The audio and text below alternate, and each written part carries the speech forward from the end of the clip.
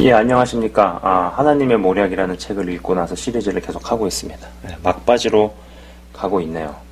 계속해서 읽고 제 생각과 느낌이나 여러 떠오르는 것들을 나누도록 하겠습니다.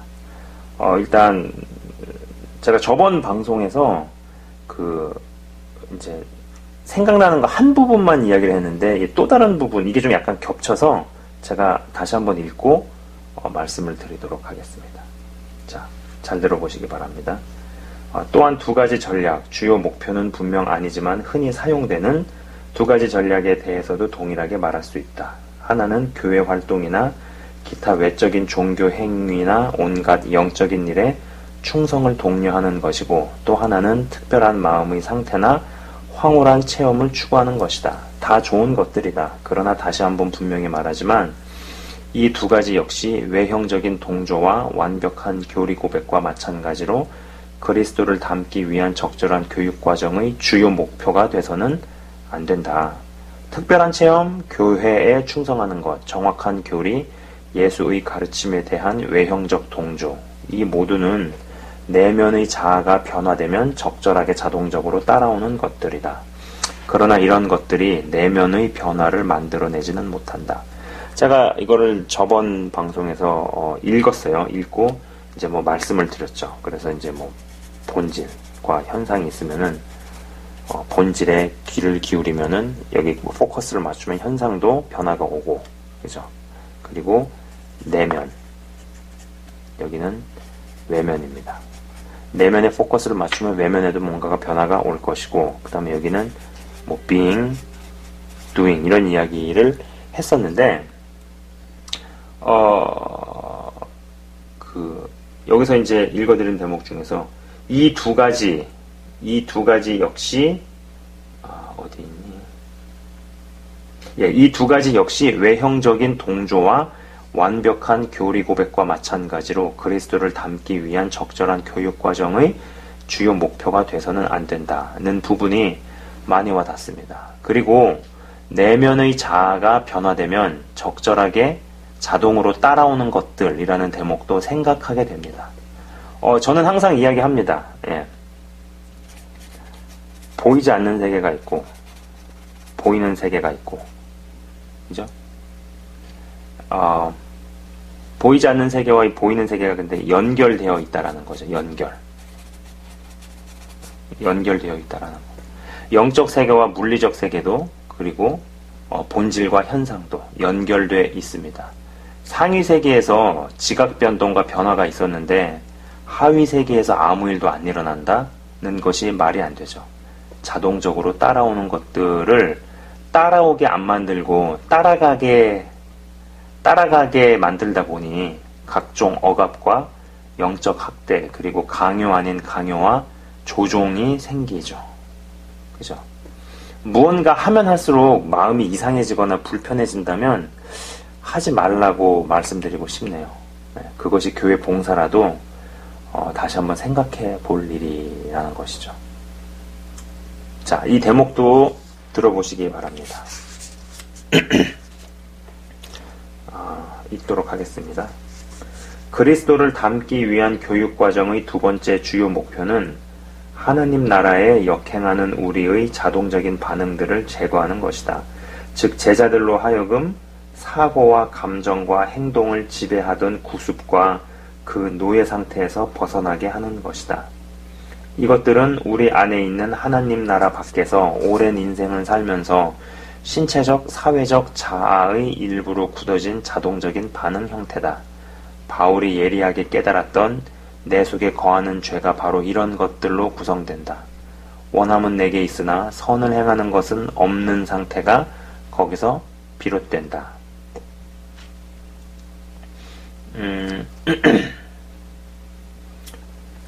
또 이 대목도 한번 들어보시기 바랍니다. 우리의 존재 가운데 의식의 지배 아래 있는 부분은 극히 적다. 우리의 행동이 의식적 생각과 자발적인 의지에서 나오는 부분도 극히 적다.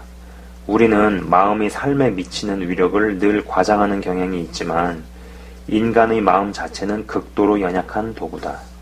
우리는 본질상 육체를 입고 있는 존재다. 우리는 몸으로 산다. 사람이 변화되려면 몸이 변화되어야 하며 그것은 말로는 안 되는 일이다. 그러므로 예수로부터 들은 것을 행하게 하는 훈련에는 우선 우리 몸의 행동을 새롭게 함으로써 그동안의 자동적인 사고와 감정과 행동을 의도적으로 와해시키는 작업이 따라야 한다. 이어서 우리는 의지적으로 다양한 실천을 통해 우리 몸을 하나님 앞에 그분의 도구로 드려야 한다. 이러한 훈련을 거듭함으로써 우리는 모든 자아는 조금씩 주변과 내면의 옛 나라들로부터 벗어나 그의 사랑의 아들의 나라로 들어가게 되는 것이다. 이 말씀과 기도가요, 정말 중요한 요소들인 것은 분명한데, 문제는 말씀으로 인한 하나님 나라의, 또 하나님 나라에 합당한 사고방식, 생각체계, 관점과 시각이 내면에 자리 잡는 것을 사단이 얼마나 징그러울 정도로 막고 회방하는지에 대해서 생각해 보았냐는 것이죠. 이 부분이 제대로 되지 않으면요, 하나님의 말씀이 영의 양식이 아닌 머릿속 지식으로만 가게 된다는 것입니다. 그리고 이 악한 영이 만든 어떤 치밀한 시스템들이 얼마나 많나요? 읽어드린 대목 중에서 사고와 감정을 지배하던 구습과 그 노예 상태라는 표현이 나오는데, 말씀과 기도를 통해서 사고와 감정을 지배하던 구습이 깨져서 하나님 나라에 합한 사고와 감정을 갖게 되는 것과 말씀과 기도를 통해서 단순히 말씀을 많이 알고 외우고 기도 시간이 늘어나는 것은 별개라는 겁니다. 예, 정말 별개라는 것이죠. 말씀을 못 외우고 많이 모르는데 사고와 감정이 하나님 나라에 합한 쪽으로 가고 있는 이와 말씀을 많이 외우고 아는데 사고와 감정이 하나님 나라와 충돌하느니, 이들 중에 누가 바르게 제대로 가는 것일까요? 그리고 읽어드린 대목 중에서 이 부분은 제가 한 번 더 읽도록 하겠습니다. 한번 잘 들어보세요. 인간의 마음 자체는 극도로 연약한 도구다. 우리는 본질상 육체를 입고 있는 존재다. 우리는 몸으로 산다. 사람이 변화되려면 몸이 변화되어야 하며 그것은 말로는 안 되는 일이다. 그러므로 예수로부터 들은 것을 행하게 하는 훈련에는 우선 우리 몸의 행동을 새롭게 함으로써 그동안의 자동적인 사고와 감정과 행동을 의도적으로 와해시키는 작업이 따라야 한다. 이어서 우리는 의지적으로 다양한 실천을 통해 우리 몸을 하나님 앞에 그분의 도구로 드려야 한다. 이러한 훈련을 거듭함으로써 우리의 모든 자아는 조금씩 주변과 내면의 옛 나라들로부터 벗어나 그의 사랑의 아들의 나라로 들어가게 되는 것이다.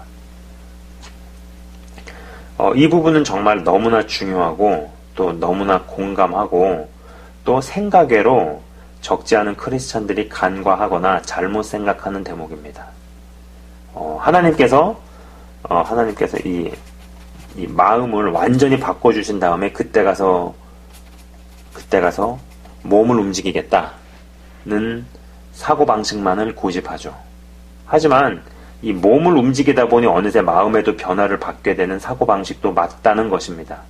이게 틀렸다면 훈련의 중요성이나 행함이 없는 믿음은 죽은 믿음이라는 대목이 성경에서 삭제되어야 할 겁니다. 이미 설정된 이 회로를요, 그죠? 그러니까는 저는 이걸 회로라는 말을 가끔 쓰는데, 우리 안에 이 만들어져 있는 어떤 회로가 있잖아요. 그죠? 이 회로. 그래가지고 어떤 특정 그런 거에서는 생각을 하거나 뭐 이런 거 없이 그냥 자동적으로 습관같이 무의식 중으로 확 나오게 되는 어떤 그런 말이나 행동들이 있습니다. 그죠?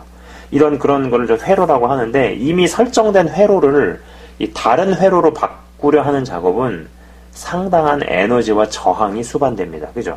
예. 이거 힘 많이 들어가죠? 몸을 움직이지 않더라도 정신적인 굉장한 에너지가 들어가고 또 분명히 이 저항을 겪는다라는 것이죠. 상당한 에너지와 저항이 수반이 됩니다.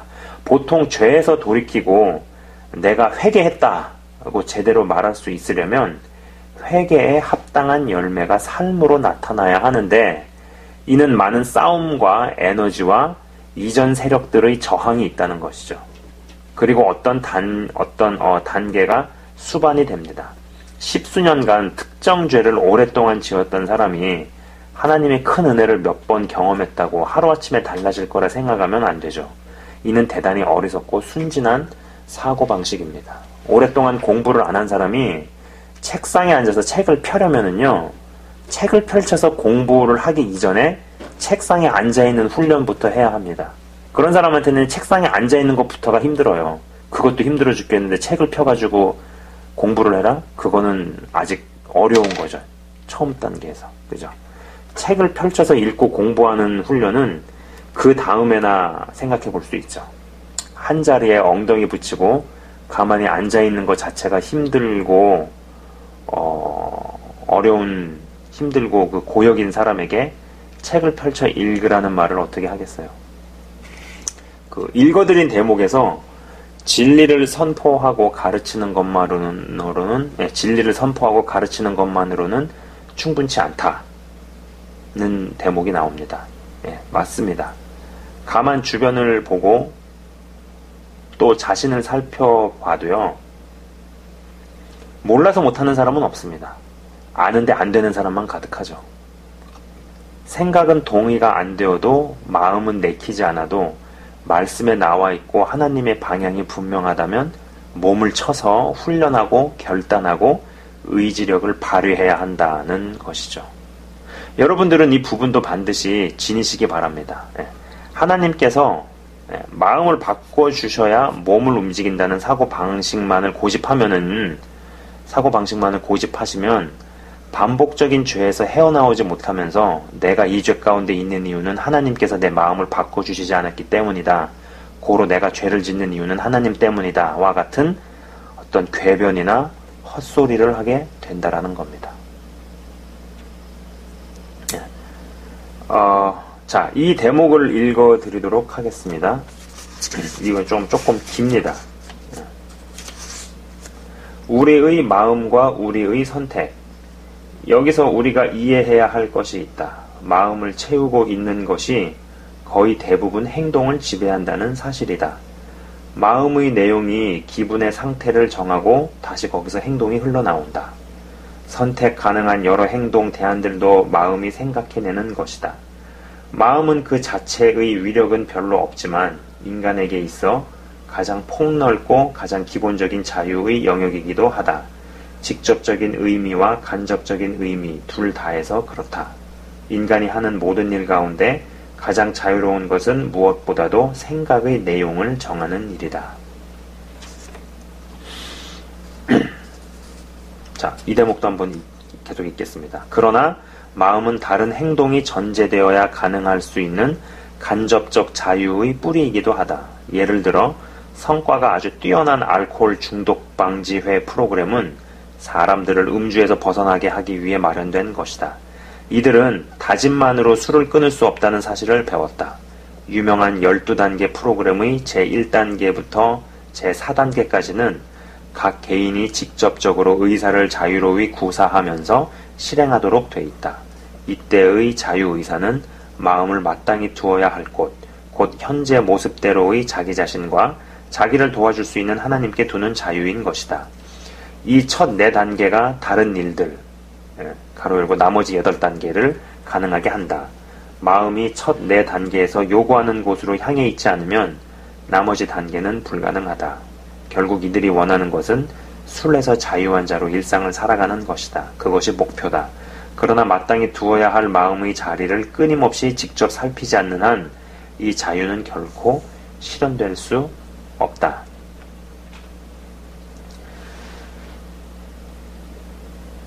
그러므로 우리를 향하신 하나님의 부르심의 일부는 언제나 생각하라는 것이다. 사실 회개하라는 예수의 부르심은 그동안 우리가 생각해온 방식에 대해 다시 생각해보라는 부르심에 지나지 않는다.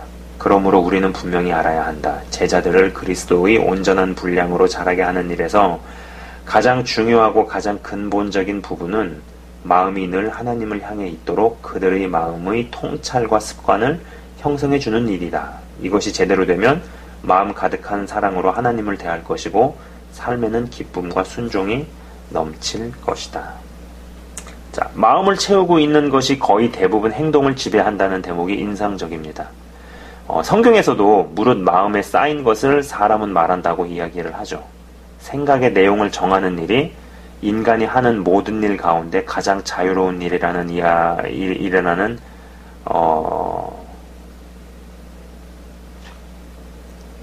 이 저자의 이야기를 저자가 하고 있네. 잠깐만, 이제 뭐 어떻게 된 거야? 다시 읽겠습니다. 생각의 내용을 정하는 일이 인간이 하는 모든 일 가운데 가장 자유로운 일이라는 이야기를 저자가 합니다. 가장 자유로운 일이면서도 동시에 가장 중요한 일이라 봅니다. 어떤 면에서 보면은요, 천국을 갈지 아니면 지옥을 갈지도 내가 정하고 내가 스스로 걸어간다는 생각도 해봅니다. 자, 그리고 아마 읽어드린 대목에서 이 다짐만으로 술을 끊을 수 없다는 사실을 배웠다는 부분이 있습니다. 그죠? 근데 여러분 한번 생각해 보세요. 술뿐이겠어요? 다짐만 가지고 되는 일이 없고 마음만 가지고 되는 일이 없죠. 마음이 죽으면 다 죽는 것이고 마음이 살면 다 사는 것이지만 제대로 살아나고 또 제대로 살아내기 위해서 단순히 결단하고 결심하고 다짐 같은 것으로만 되지 않는다는 것이죠. 그리고 마땅히 두어야 할 마음의 자리를 끊임없이 직접 살피지 않는 한 이 자유는 결코 실현될 수 없다는 대목과 사실 회개하라는 예수의 부르심은 그동안 우리가 생각해온 방식에 대해 다시 생각해보라는 부르심이라는 대목이 와닿습니다.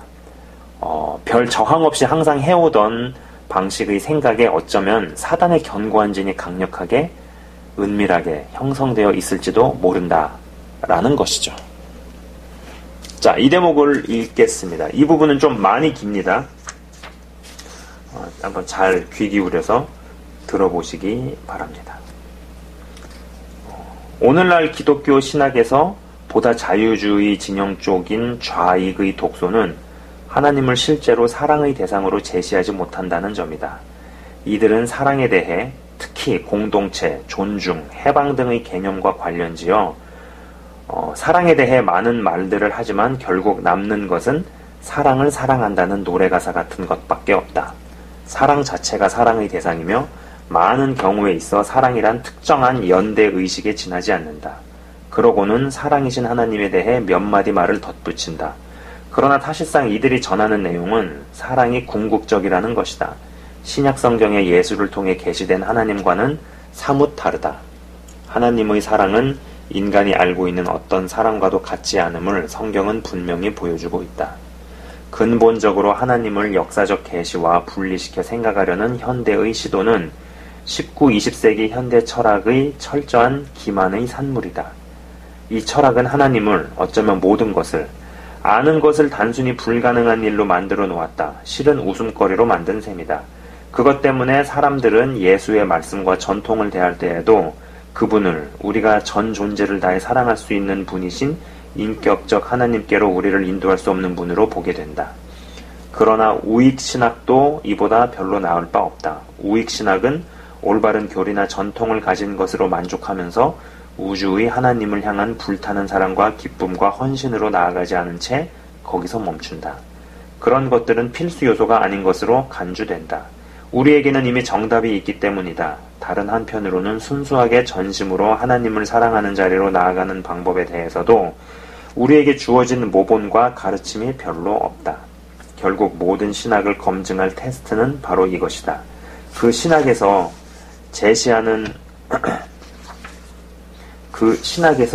제시하는 하나님이 우리가 마음과 목숨과 뜻과 힘을 다하여 사랑할 수 있는 분인가? 별로 그렇지 않다.가 신중하고 솔직한 답이라면 우리는 방향을 바꾸거나 깊이를 더해야 한다. 우리의 접근이 아무리 지적으로 교리적으로 정교해도 소용없다. 보통 사람들 앞에 하나님을 사랑의 대상, 밝고 행복하고 친절한 분, 다가갈 수 있는 분, 절대 유능한 분으로 제시하지 못한다면 우리는 잘못된 길로 가고 있는 것이다. 같은 방향으로 계속 가서는 안 된다. 돌아서 다른 길을 택해야 한다. 좌익이든 우익이든 혹은 알려진 비교의 척도가 없는 자이든 하나님은 모든 신학자를 사랑하시며 그들 각자에 대해 놀라운 뜻을 품고 계신다. 그들은 우리의 이웃이며 우리는 하나님의 비전과 사랑을 그들에게 나누어야 한다. 그들도 하나님을 사랑해야 한다. 하나님을 사랑하지 않는 신학자는 큰 해를 끼칠 수 있는 위험에 처해 있다. 신학자는 하나님을 알아야 하며 그분에 대한 확실한 믿음이 있어야 한다. 신앙 공동체에 속한 자이든 아니든 그들은 인간이며 인간이 대체로 그러하듯 그들도 무엇보다 하나님에 대해 가장 많이 생각한다. 그러나 그들도 하나님을 바로 이해하지 못하면 그분을 믿을 수 없다. 많은 경우 그들에게 필요한 것은 증거나 입증이 아니다. 그들 스스로 자신과 세상에 대해 옳든 그르든 알고 있다고 생각하는 부분과 관련해서 그들에게 하나님을 의미 있게 제시해 줄 사람이 필요하다. 그렇게 단언하는 분명한 이유는 하나님이 자신을 직접 계시하시거나 특히 예수를 통하지 않고서는 될 수 없는 일이기 때문이다. 두 가지 해로운 신화. 안타깝게도 예수를 위한 제자 훈련의 이 부분과 관련하여 지금도 많은 신화가 기승을 부리고 있다. 그중 하나는 창조주로서 하나님에 대한 문제는 최근 과학 지식의 진보를 통해 부정적인 쪽으로 이미 결론이 났으며 따라서 아무리 자연 질서, 그 밖에 있을 수 있는 모든 것을 살펴봐도 하나님에 대해 이렇다 할 내용을 전혀 알 수 없다는 개념이다. 그러나 100년 전만 해도 이런 문제를 긍정적인 쪽으로 보는 것이 일반적인 가정이었다. 하나님을 자연에 분명히 임재하는 존재로 본 것이다. 이런 긍정적 답은 통상 각급 학교에서 지식으로 가르쳤으며 이견의 목소리는 별로 들리지 않았다. 물론 이견을 내세우는 자들은 곱지 못한 대우를 받곤 했다. 지금은 상황이 거의 정반대로 바뀌었다. 그러나 이전의 긍정적 답이 때로는 정확한 사고, 사실 그것이 필요하지도 않았지만, 그러니까는 이전의 긍정적 답이 때로는 정확한 사고보다는 순순히 믿으려는 마음의 그 근거가 있었던 것처럼 지금 우리 문화를 지배하는 부정적 답도 주로 사회적으로 강요되는 불신의 마음에 근거를 두고 있다. 자연에서 하나님을 찾지 않는 그런 부정적 답은 과연 사회적 조건화의 도움을 절실히 필요로 한다. 앞에서도 비슷한 대목에서 언급한 것처럼 지난 세기 동안 본질은 절대 조금도 달라진 것이 없다. 하나님, 세상, 인간에 대한 기본적인 이슈들은 특히 그렇다. 다만 이 책에서는 이 정도로만 말할 수 있다. 즉 하나님을 창조주로 믿는 이유를 말하건대 이전 시대에 좋은 이유였던 것들은 지금도 여전히 좋은 이유가 된다. 또한 예수의 제자를 훈련하는 데 있어서도 우리는 그런 이유를 철저하고 신중하게 제시해야 할 뿐 아니라 모든 적절한 방법으로 언제나 가장 새롭게 해야 한다. 부정적 편견이 지금 왜 그렇게 강한지 알려거든 인간의 모든 전문 지식 체계가 하나님을 고려 대상에서 배제하는 데 행사하는 엄청난 기득권을 보면 된다. 하나님을 배제하지 못하면 그 전문 지식이 제시하는 지식과 실체는 거짓이 되고 만다. 하나님은 전혀 지식 체계의 일부가 아니다. 앞서 말한 것처럼 어느 지식이나 실무 분야를 막론하고 현재 인간의 능력을 인정하는데 하나님이 들어설 자리는 전혀 없다. 그러나 이 우주가 정녕 하나님의 우주일진데 현대 지식의 거장들은 인간 역사상 그야말로 최대의 실수를 저지른 것이다. 지구가 평평하다든지 달에 토끼가 있다고 믿는 것도 그들의 실수에 비하면 아무것도 아니다. 현대 지식의 거장들을 옳다고 믿는 것은 곧 진정한 실체로부터 영적인 하나님과 영적인 삶을 빼버리는 것이다. 영적인 것을 환상으로 만드는 것이다. 지난 2, 3세기의 진보된 생각이 그 환상을 입증하는 일에 매달려왔다. 그러므로 우주를 하나님의 우주로 알리고 우리의 존재를 그분의 피조세계의 일부로 밝히려는 싸움은 끊임없이 계속돼야 한다. 우리는 옆으로 물러설 수 없다. 사람들을 듣고 행하는 자로 훈련하는 우리는 이런 근본 문제에 대해 사랑과 지식을 쫓아 열린 자세로 맞서야 한다. 예, 좀 길었습니다. 그죠? 하나님을 알기 위해 이 신학이라는 학문 체계를 만들다 보니 좌익 신학이니 우익 신학이니 하는 단어가 나오는 것을 봅니다. 사실 뭐 좌로나 우로나 치우치지 말라 했는데 현실은 한쪽으로 치우친다는 것이죠. 예.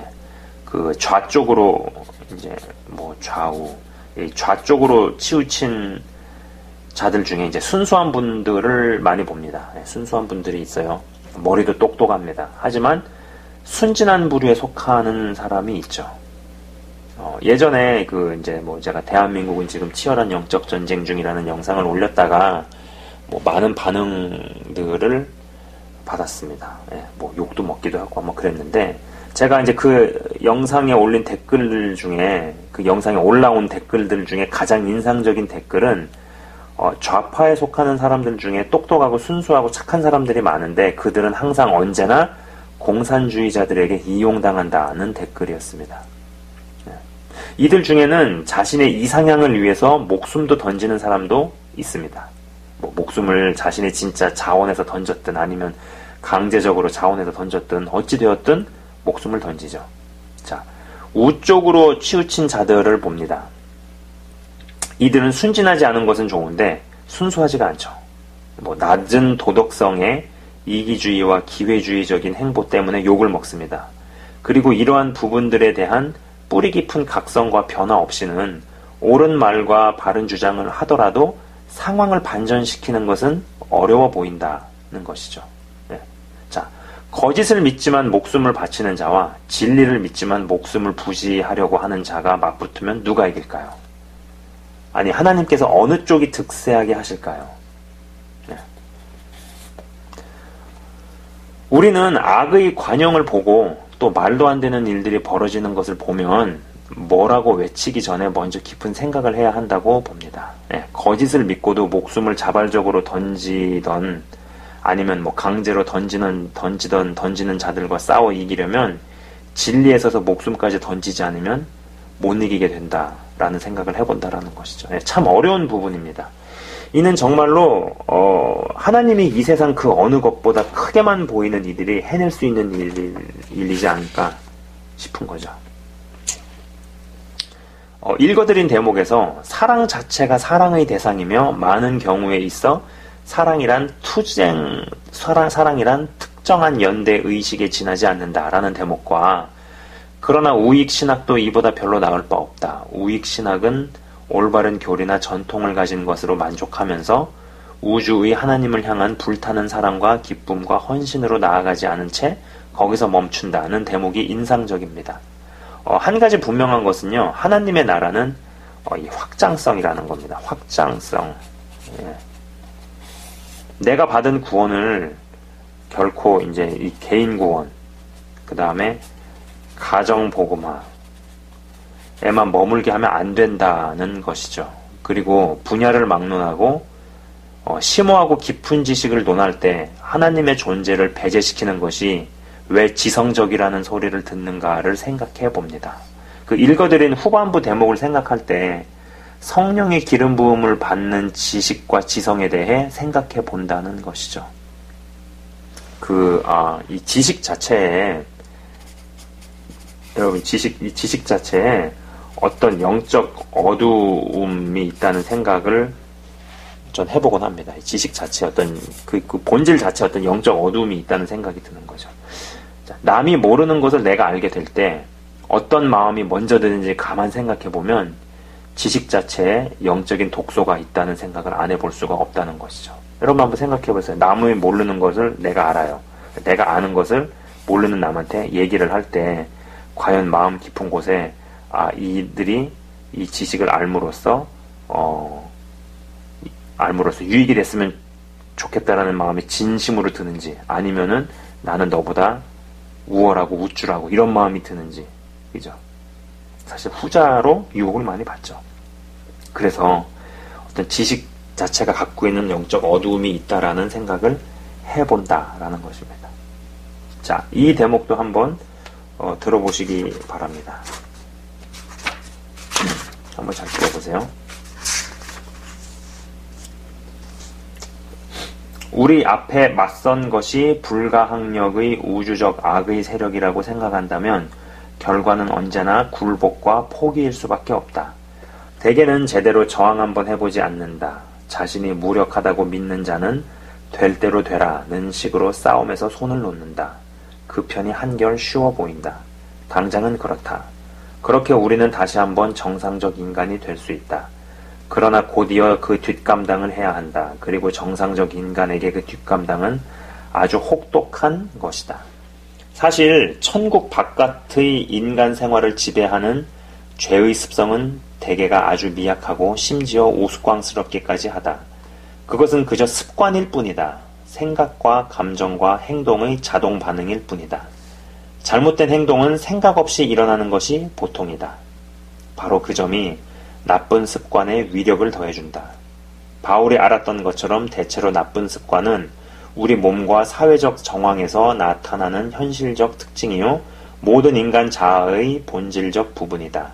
악습은 대체로 의식적 마음과 고의적인 의지를 거치지 않고 오히려 의식과는 정반대로 치달을 때가 많다. 우리가 저지르는 죄가 신중한 생각의 산물인 경우는 드물다.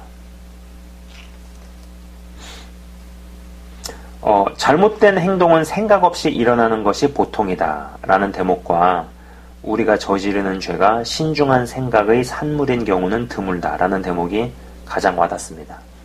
잘못된 생각과 마음이 행동으로 언젠가 결국 연결되지만 또 한편 잘못된 행동이 잘못된 생각과 마음을 더욱 강화시키죠. 여러분, 죄가 습관같이 돼버리면 어떤 재앙이 벌어질까요? 어느 시점에 회개가 불가능한 사람으로 끝나버리게 될 수도 있겠죠. 자, 이 부분도 한번 들어보시기 바랍니다. 우리가 무심코 상황에 대해 보이는 반응은 단순히 우리 몸이 할 줄 아는 것의 표현이다. 물론 대부분의 상황에서 그것은 선한 것이다. 그렇게 하라고 존재하는 것이 우리 몸이다. 성인으로서 우리가 하는 일 가운데 몸의 지식에 의존하지 않는 것은 거의 없다. 말하기, 부엌일, 집 앞길, 운전 따위는 별 생각이 필요 없는 일들이다. 그러나 불행히도 이것은 몸으로 할 줄 아는 잘못된 일일 경우에도 똑같이 해당된다. 자, 이 대목도 들어보십시오. 이것은 실제 상황이다. 내가 내 안에 들어오도록 허용하여 세력을 내어주지 않는 한 아무것도 나를 유혹하거나 죄에 빠뜨릴 수 없다. 내 안에 있는 영적으로 가장 위험한 것은 생각과 감정과 행동의 작은 습관들이다. 우리는 남들도 다 그렇다든지 인간적이라는 이유로 그런 습관을 정상으로 간주한다. 그러나 습관의 욕심을 따르지 않고 정상적인 사람들이 할 일을 하지 않아도 큰 문제 될 것은 전혀 없다. 이것은 훈련과 체험을 통해 분명히 확인할 수 있는 사실이다. 처음에는 격분한 습관이 우리가 반드시 죽을 것이라며 으름장을 놓지만 우리는 죽지 않는다. 태양은 떠오르고 삶은 계속된다. 그것은 이전에 꿈꾸던 것보다 훨씬 나은 삶이다. 제대로 이해한다면 성경과 전통이 말하는 자아에 대한 죽음이란 단순히 이 사실을 받아들이는 것이다. 그것이 매일의 실존에 적용된 십자가다. 이것은 제자들이 자신을 몰아가는 내 지체 속에 있는 죄의 법의 소나기에서 벗어나기 위해 반드시 배워야 할 중요한 부분이다.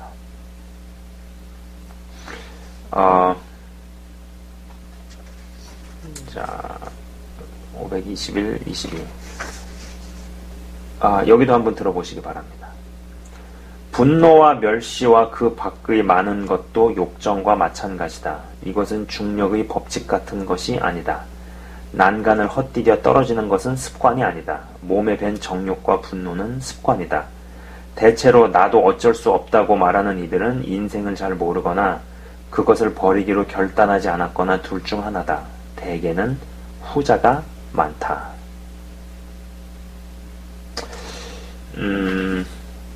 자.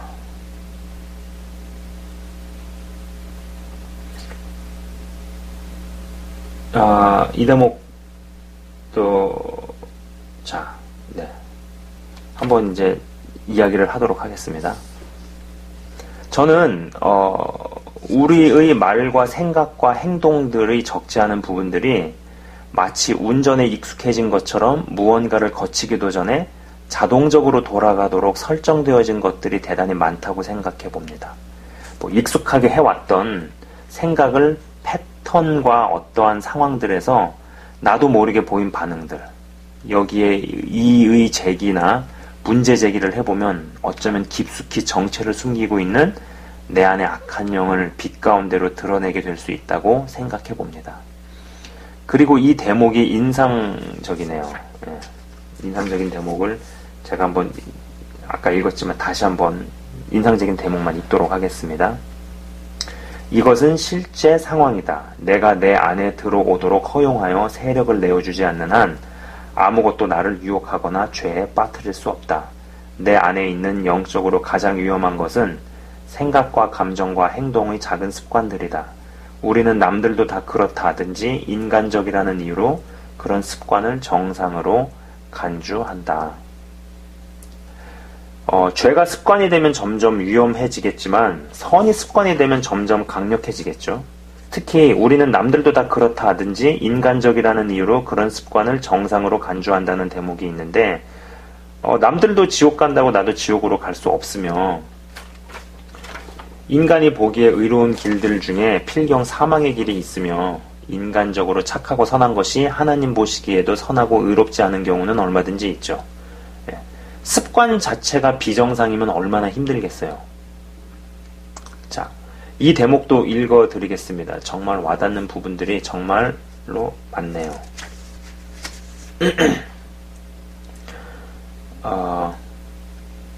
한번 잘 들어보시기 바랍니다. 그러나 여기 진정 기쁜 소식이 있으니 습관의 위력은 깨트릴 수 있다는 사실이다. 습관은 바뀔 수 있다. 하나님은 장차 되어질 우리의 모습에 지대한 관심이 있으시기 때문에 우리가 습관을 바꾸는 것을 도우신다. 물론 우리 대신 해주시지는 않는다. 예를 들어 분노나 정욕에 지배당하지 않기로 결단한 자는 지금까지 분노와 정욕의 습관을 유발하던 단서를 오히려 그 습관을 몰아낼 다른 생각과 감정과 행동을 유발하는 기회로 활용하도록 자신을 훈련할 수 있다. 가로 열고 경험 있는 제자 훈련자의 도움이 있다면 더 좋다. 가로 닫고 무수히 많은 이들이 실제로 그것을 체험해 왔다. 바로 이것이 앞에서 말한 알코올 중독 방지회 12단계 프로그램에 사용되는 전반적 과정이다. 물론 이것은 알코올 중독 방지회가 발견하거나 고안한 것이 아니다. 그것은 인간 인격의 법칙이라 할 수 있다. 그러나 음주를 끊고 건강하게 살겠다는 결단이 없는 자에게는 알코올 중독 방지회 프로그램도 무력한 것이다. 언제나 그렇듯 뜻이 있어야 길이 나온다. 행동의 순간마다 그 뜻이 지지를 얻을 수 있도록 행동과 욕망의 습관의 방향을 바꾸어 주어야 한다. 자, 이 대목도 이제 쭉 읽도록 하겠습니다. 훈련은 누가 대신해주지 않는다. 훈련은 누가 대신해주지 않는다. 라는 주제로 쓰여진 대목입니다. 여기서 그리스도를 닮기 위한 교육과정의 근본 진리 하나가 나온다. 사고와 감정과 행동의 가장 기본적 습관을 바꾸기 위해 필요한 훈련은 누가 대신해주지 않는다. 그러면서도 그것은 우리 힘으로 할 수 있는 일이 아니다. 어떤 삶이든지 만족을 얻으려면 자신을 넘어선 또 다른 힘이 필요하다. 영적인 삶도 그렇다. 이 대목 다시 한번요. 어떤 삶이든지 만족을 얻으려면 자신을 넘어선 또 다른 힘이 필요하다. 영적인 삶도 그렇다. 나를 떠나서는 너희가 아무것도 할 수 없음이라. 요한복음 15장 5절. 예수의 잘 알려진 말씀이다. 그러나 이 말씀은 일반적으로 아무것도 하지 않는 것은 곧 그분을 떠난 삶이라는 통찰과 균형을 잘 이루어야 한다. 물론 분명 어느 영역에서든 훈련의 결과란 타인에게서 양도될 수 없는 것이다. 하나님의 은혜로 주입되는 경우도 거의 없다. 다른 사람이 내 대신 외국어를 배워줄 수 없고 내 근육을 키우려 남이 아령을 들어줄 수도 없다. 우리의 깊은 도덕성도 남이 대신해주는 일로 개발될 수 없다. 다른 이들이 도와줄 부분이 있기도 하지만 우리가 행해야 한다. 오랜 기간을 두고 지혜롭게 꾸준히 행해야 한다. 그러나 우리는 혼자 힘으로 옛사람을 벗고 새사람을 입을 수 없다. 전환과 변화는 우리의 내적, 외적 노력과 더불어 몇 가지 요인이 함께 작용한 결과다. 빌립보서 2장의 놀라운 본문에 이 점이 분명히 나와 있다. 바울은 예수의 마음 혹은 내면 깊은 성품을 설명하면서 우리도 그 마음을 품도록 부르고 있다.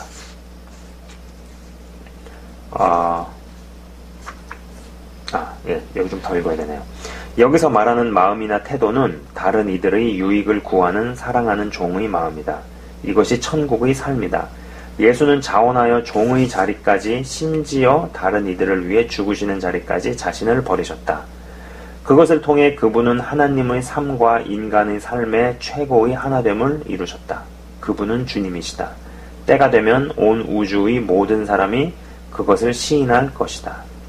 바울은 계속하여 우리가 복음의 말씀과 예수의 인격을 통해 천국의 삶을 받았다고 말한다. 우리는 그 삶을 선물로 받았다.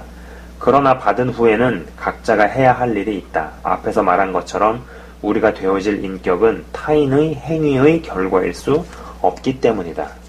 그러므로 우리는 우리가 가진 구원을 이루어야 한다. 여기 사용된 카테르가제스테라는 말에는 뭔가를 다듬거나 발전시켜 본래 의도된 온전한 상태에 이르게 한다는 의미가 담겨 있다. 그러나 우리는 새로운 삶이 전적으로 우리의 일인 것처럼 행하지는 않는다. 그것은 우리만의 일이 아니다. 하나님이 우리 안에서 함께 일하신다. 자기의 기쁘신 뜻을 위하여 너희로 소원을 두고 행하게 하신다. 이렇듯 우리와 함께 일하시는 분이 누구인지 알기 때문에 우리는 두렵고 떨림으로 다른 사람이 대신해 줄 수 없는 우리의 일을 한다. 저는 읽어드린 대목에서요, 키워드 2개를 뽑고 싶습니다. 첫 번째가 결단. 그죠? 그 다음에 두 번째가 훈련입니다. 그리고 읽어드린 대목들 중에 제 소견과 소견과 생각과 일치되는 내용들을 다시 한번 읽어드리도록 하겠습니다. 한번 들어보시기 바랍니다. 대체로 나도 어쩔 수 없다고 말하는 이들은 인생을 잘 모르거나 그것을 버리기로 결단하지 않았거나 둘 중 하나다. 대개는 후자가 많다. 라는 부분과 이 대목도 다시 한번 들어보세요. 그러나 음주를 끊고 건강하게 살겠다는 결단이 없는 자에게는 알코올 중독 방지의 프로그램도 무력한 것이다. 언제나 그렇듯 뜻이 있어야 길이 나온다. 행동의 순간마다 그 뜻이 지지를 얻을 수 있도록 행동과 욕망의 습관의 방향을 바꾸어 주어야 한다. 그죠? 그 다음에 또 이 대목도 제가 좀 일치하는 부분입니다. 자, 들어보시기 바랍니다. 나를 떠나서는 너희가 아무것도 할 수 없음이라. 예수의 잘 알려진 말씀이다. 그러나 이 말씀은 일반적으로 아무것도 하지 않는 것은 곧 그분을 떠난 삶이라는 통찰과 균형을 잘 이루어야 한다. 자, 아무것도 하지 않는 것은 곧 그분을 떠난 삶이라는 통찰과 균형을 잘 이루어야 한다. 분명 어느 영역에서든 훈련의 결과란 타인에게서 양도될 수 없는 것이다. 하나님의 은혜로 주입되는 경우도 거의 없다. 다른 사람이 내 대신 외국어를 배워줄 수도 없고 내 근육을 키우려 남이 아령을 들어줄 수도 없다. 우리의 깊은 도덕성도 남이 대신해주는 일로 개발될 수 없다. 다른 이들이 도와줄 부분이 있기도 하지만 우리가 행해야 한다. 오랜 기간을 두고 지혜롭게 꾸준히 행해야 한다. 이 대목도 이 대목도 들어보시기 바랍니다.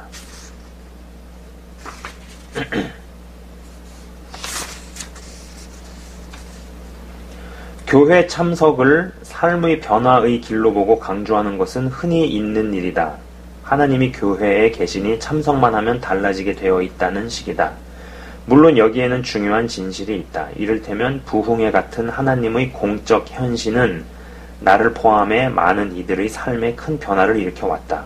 그 밖에도 성령의 은사, 성령의 열매, 성령 세례 혹은 충만, 성령의 기름 부으심 등의 강조점을 둘 수도 있다. 모두 아주 중요한 것들이다. 그러나 성령께서 우리에게 혹은 우리 안에서 행하시는 일에 의존하는 것은 분명 빼놓을 수 없이 중요한 일이지만 그것만으로 깊은 성품의 변화가 저절로 일어나지는 않는다.